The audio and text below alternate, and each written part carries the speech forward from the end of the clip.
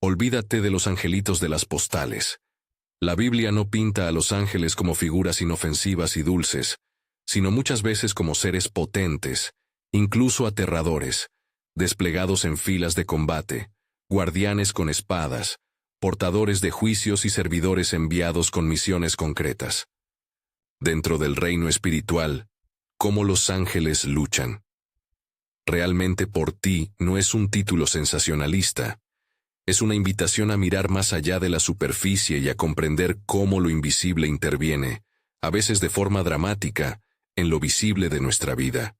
Hoy vamos a entrar en ese reino y a ver, con palabras claras y con base bíblica, cómo los ángeles participan en la batalla por tu vida, sin convertir esto en superstición ni en una receta mágica.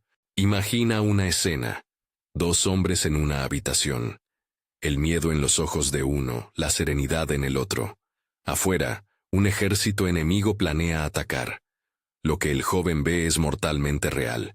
Lo que el anciano conoce es otra realidad superpuesta: filas de carros y caballería. Un ejército invisible protegiendo la ciudad. Esa escena no es de una película fantástica.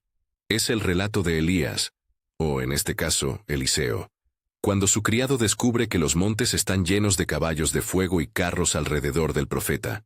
2 Reyes 6. Esa visión es nuestra puerta de entrada. Los ángeles no se aparecen solo cuando rezamos. Muchas veces ya están desplegados, y lo que sucede en la oración es que Dios permite que nuestros ojos espirituales, o la revelación, los perciban. La oración, en muchas ocasiones, revela lo que ya estaba en marcha.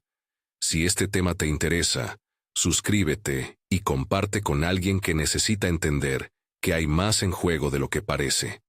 Continuar con esto te ayudará a ver tu vida bajo una luz distinta.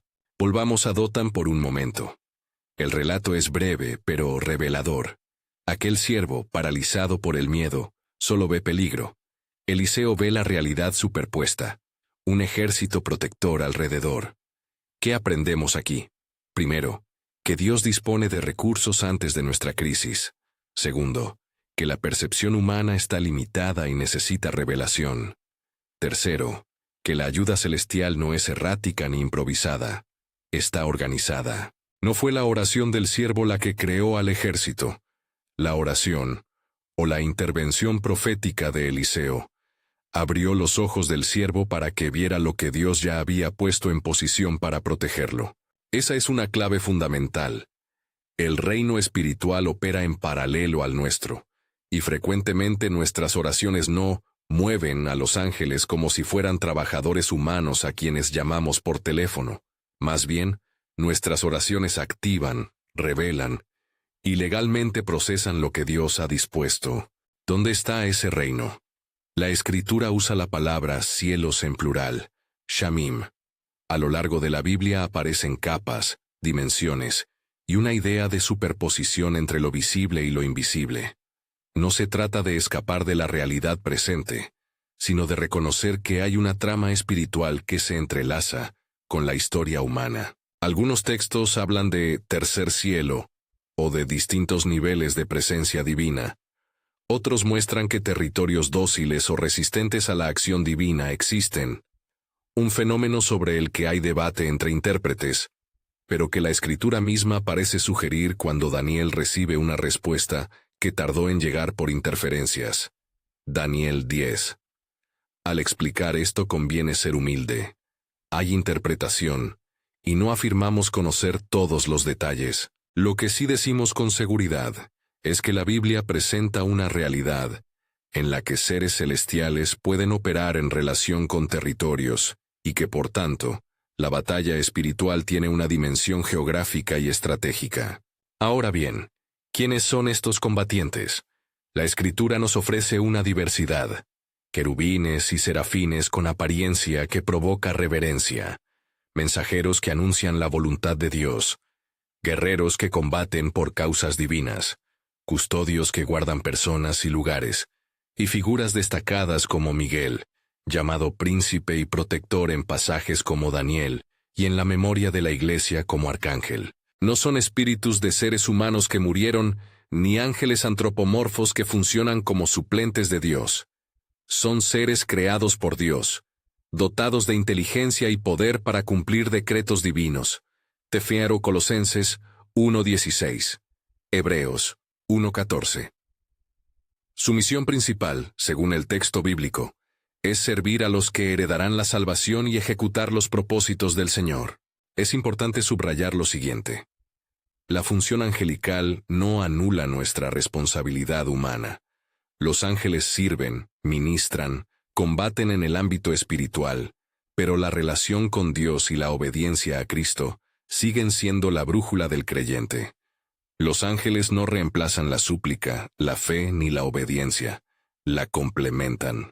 Hablemos ahora de armamento. La imagen de ángeles con armas no es metáfora vacía. En Génesis vemos querubines con espada flamígera custodiando el camino al árbol de la vida. Génesis 3:24. En Éxodo y en los profetas se alude a fuerzas que ejecutan juicios. En Apocalipsis aparecen imágenes de espadas, cadenas y llaves. Apocalipsis 8:3-5. Nos ofrece una imagen poderosa, un incensario, el humo del incienso que sube con las oraciones de los santos, y luego, la acción que baja sobre la tierra. Esta escena ha sido interpretada como una forma de describir cómo las oraciones son procesadas en el cielo. No son simples palabras que flotan, son presentadas, refinadas y devueltas con poder divino. Esa metáfora del incensario es crucial para entender la dinámica.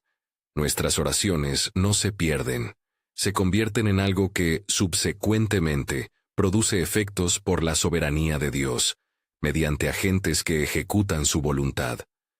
Las armas que la Escritura sugiere incluyen imágenes de fuego y de cadenas, no en un sentido morboso, sino como símbolos de autoridad para restringir fuerzas contrarias.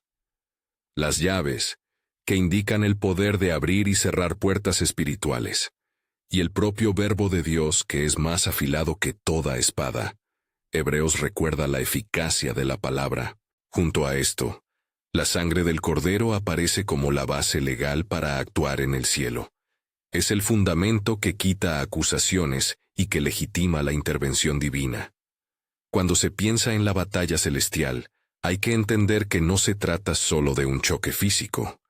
Es una lucha que involucra decretos, veredictos y autoridad legal. Y aquí llegamos a la sala del tribunal. La Escritura muestra un componente judicial en la contienda espiritual. Hay acusación. Satanás es llamado acusador, Apocalipsis 12:10, y en textos como Zacarías 3, y la breve pero intensa escena en la carta de Judas, donde se menciona una disputa entre Miguel y el diablo. Aparece la imagen de una contienda que involucra derecho, acusación y defensa. Ese lenguaje judicial nos enseña que la victoria no depende únicamente de fuerza bruta, sino de veredictos.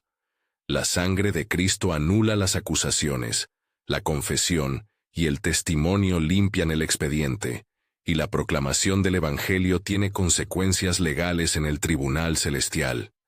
No debemos convertir esto en una especie de fórmula jurídica humana. No podemos ir al cielo como a un juzgado para presentar papeles con fórmulas mágicas. Pero sí hay un principio claro. La justicia divina y la obra de Cristo son el fundamento sobre el cual toda petición y toda intervención angelical se asienta. Entonces, ¿cómo se conecta la oración humana con la acción angelical? Volvamos a las imágenes. El incensario que sube con las oraciones, Apocalipsis. El mensajero que lleva respuestas, Daniel. El siervo que necesita ojos para ver, 2 Reyes. Un modelo que surge de estos textos es el del paquete, nuestra oración presentada, procesada y devuelta con poder divino. Daniel 10 nos ofrece un caso didáctico. Daniel ora y ayuna por 3 semanas y recibe un mensaje del cielo. Pero el mensajero celestial explica que la respuesta fue enviada y que su avance fue bloqueado por un príncipe de Persia durante 21 días, hasta que Miguel intervino. Eso sugiere que la respuesta no estuvo ausente. Estuvo en tránsito y fue retenida por una autoridad espiritual adversaria. No es la única lectura posible, y hay debates exegéticos sobre el significado exacto del príncipe de Persia. Pero el retrato que emerge es inconfundible. A veces la intervención divina encuentra resistencia en lo espiritual y requiere tiempo, gestión y la intercesión humana persistente. Aquí hay una lección pastoral crucial. La demora no equivale a rechazo. En la lógica humana, la ausencia de respuesta suele interpretarse como indiferencia. En la lógica bíblica, la ausencia puede significar que la respuesta está siendo procesada, que hay una disputa judicial, o que el tiempo de Dios requiere persistencia. Daniel no dejó de orar. La fe de Daniel fue un factor en el manejo de esa contienda. Por tanto, la persistencia no es un ritual para forzar a Dios, sino la expresión humana de fidelidad que se alinea con la voluntad divina y que honra el proceso que se está dando en el cielo. Permíteme detenerme un momento y decir algo que es vital. Hay debate entre eruditos sobre la territorialidad espiritual. No afirmamos que este sea un mapa definitivo de la esfera espiritual, como si fuera la geografía moderna. Lo que sí afirmamos con la Escritura es la existencia de resistencia espiritual, la intervención de mensajeros celestiales y la importancia de la sangre de Cristo y la autoridad de Jesús como fundamento para cualquier actuación celestial. Al exponer una lectura coherente con Daniel, no descartamos otras interpretaciones, solo traemos a la luz una perspectiva bíblica que ayuda a los creyentes a vivir con esperanza y disciplina. ¿Qué significa esto para ti de forma práctica? Primero, persevera. La disciplina de la oración persistente no es una fórmula mágica, pero sí es la conducta bíblica que muestra dependencia y fe. La Escritura no nos promete respuestas instantáneas en todos los casos, pero sí nos llama a mantenernos firmes. Segundo, habla la palabra. La palabra de Dios tiene autoridad. Declararla no es conjurar a los ángeles, sino invocar la verdad que sustenta la acción divina. Decir con convicción lo que Dios ha dicho de ti, no como una fórmula mágica, sino como confesión de identidad en Cristo. Coloca tus peticiones bajo la legalidad del nuevo pacto. Tercero, comprende tu autoridad en Cristo. No por méritos personales, sino por la obra de Cristo. El creyente tiene una posición legalmente segura ante Dios. Esa no es una licencia para arrogancia, sino la base de la confianza. La sangre del Cordero nos ha puesto en un lugar donde las acusaciones son anuladas. Evita dos extremos: la pasividad y el control. No abandones la oración esperando que los ángeles arreglen todo sin tu participación espiritual. Tampoco trates a los ángeles como instrumentos que se obedecen con recetas. Dirígete a Dios en todo momento. Pídele, proclama su palabra, confiesa la verdad del Evangelio. Si te sientes tentado a ordenar a los ángeles, recuerda que el Nuevo Testamento no autoriza a los creyentes a manipular seres celestiales. Nos autoriza a interceder y a vivir en la autoridad de Cristo. ¿Cómo se ve eso en prácticas concretas y no rituales? Mantén una vida de lectura bíblica y proclamación de las promesas básicas del Evangelio, la redención por la sangre, la victoria de Cristo sobre las potestades, la presencia continua del Espíritu. En la oración, presenta tu necesidad con honestidad. Nombra tus razones y declara lo que Dios ya ha dicho. Por ejemplo, la promesa de cuidado, la seguridad final en Cristo. Participa en la oración comunitaria. La Escritura muestra repetidamente que la fe corporativa desencadena intervenciones poderosas. Si sientes que una petición está tardando, no te rindas. Ora con perseverancia, busca compañerismo en oración, y considera la acción de ayuno si lo haces como disciplina espiritual, y no como técnica manipuladora. Todo esto enmarcado bajo la humildad y la sumisión a la voluntad de Dios. Recordemos también, hay una dimensión de testimonio. La victoria en el cielo se produce a menudo a través del testimonio y la obra del Espíritu. En Apocalipsis, se dice que los creyentes vencieron por la sangre del Cordero y por la palabra de su testimonio. Eso nos recuerda que negar la verdad del Evangelio en nuestra vida limita la acción visible del reino. Vivir una vida que confiesa a Cristo y que proclama su señorío es parte de la estrategia espiritual. Volvamos por un momento a Daniel para sacar aplicaciones concretas.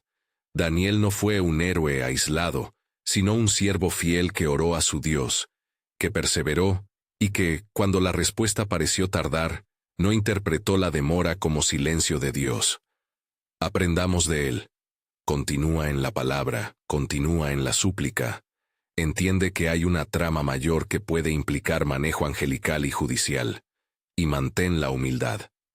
Estos principios son sencillos pero transformadores cuando se viven con constancia. También recordemos a Eliseo y a su siervo. A veces la ayuda ya está presente, y lo que necesitamos es visión. Pide a Dios ojos para ver. Pide que te dé una percepción espiritual que te libere del pánico y que te lleve a actuar con fe. La visión espiritual no es espectáculo. Es la gracia de conocer que no estamos solos. Al cerrar quiero insistir en 3 verdades que sostienen todo lo que hemos dicho. Primero, la centralidad de Cristo. Toda acción angelical se funda en la obra de Jesús.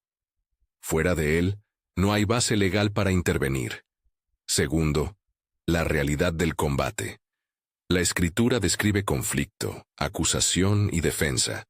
No minimicemos la seriedad de lo que hay en juego. Tercero, la esperanza de la perseverancia. La oración sostenida, la proclamación de la palabra y la vida de testimonio son los medios por los que habitualmente Dios obra en el mundo, movilizando lo celestial en favor de su pueblo. La guerra espiritual no es una colección de tácticas secretas. Es, sobre todo, la soberanía de Dios desplegando medios celestiales en conformidad con su justicia y su gracia. Los ángeles luchan por ti, no porque tú seas perfecto, sino porque el Señor te ha invierto del privilegio de ser cuidado por su poder. Mantén tu conversación con el Padre, afirma tu identidad en el Cordero, y permanece fiel en la esperanza. Cuando tu oración no parece producir resultados, recuerda, puede que la respuesta ya esté en marcha en una dimensión que aún no ves. Sigue orando, sigue proclamando, y deja que Dios haga su obra. Si tienes una experiencia donde viste respuesta después de una espera prolongada, o donde sentiste que algo en lo espiritual fue resuelto tras la perseverancia en oración, compártelo en los comentarios. Tu testimonio edifica a otros, y nos ayuda a ver que el reino invisible actúa en lo visible. Suscríbete para más enseñanzas que profundicen en cómo vivir bajo la autoridad de Cristo, y para seguir aprendiendo a caminar en la realidad del reino. Que esta claridad te lleve a orar con más confianza y a vivir con más valentía, sabiendo que, dentro del reino espiritual, hay servidores y guerreros que luchan por vosotros según la voluntad del Padre, y que la sangre del Cordero y la autoridad de Cristo son la base sobre la que todo eso se sostiene.